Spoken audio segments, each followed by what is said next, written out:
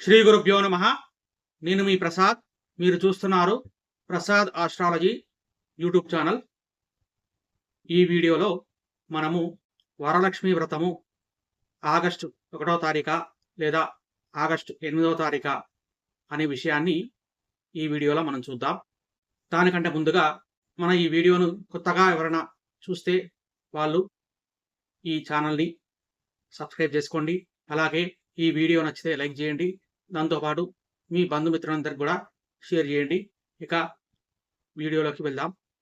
ముఖ్యంగా శ్రావణ మాసంలో వచ్చేటువంటి వ్రతాలలో ముఖ్యమైన వ్రతము ఈ వరలక్ష్మి వ్రతము. ఈ వరలక్ష్మి వ్రతాన్ని మన స్త్రీలందరూ కూడా ఎంతో ఇష్టంగా, ఎంతో ఆనందంతో ఆచరిస్తారన్నమాట.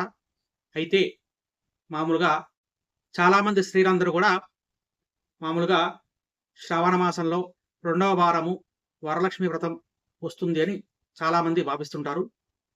అయితే మామూలుగా మనకు కథలోనే మనకు ఆ పరమేశ్వరుడు పార్వతీదేవికి చెప్పిన ఈ వరలక్ష్మి వ్రత విధానంలో ఈ విధంగా చెప్పారన్నమాట. ఏమంటే శ్రావణ మాసంలో పౌర్ణానికి ముందు వచ్చే శుక్రవారం ఏదవుతుందో ఆ రోజునే మనము వరలక్ష్మి వ్రతాన్ని ఆచరించాలి అని చెప్పారనమాట. దాంతోపాటుగా చారుమతి అనేటువంటి స్త్రీకి కూడా ఆ వరలక్ష్మీదేవి కలలో కనిపించి ఈ విధంగానే అంటే శ్రావణ మాసంలో అంటే శ్రావణ పౌర్ణమికి ముందుగా వచ్చేటువంటి శుక్రవారం రోజు నా వ్రతాన్ని ఆచరించమని చెప్పిందనమాట.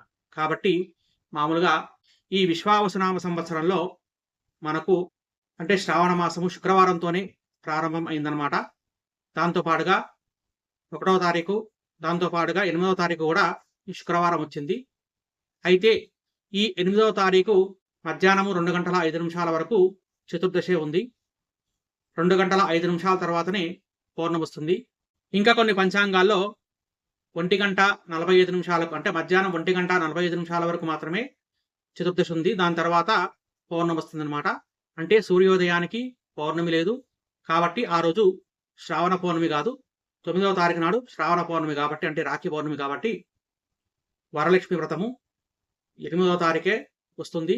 అంటే శ్రావణ మాసంలో పౌర్ణానికి ముందు వచ్చే శుక్రవారం రోజే వరలక్ష్మి వ్రతాన్ని ఆచరించాలి అనే నియమాన్ని అనుసరించి 8వ తారీఖు నాడు వరలక్ష్మి వ్రతాన్ని అందరూ ఆచరించుకోవాలి.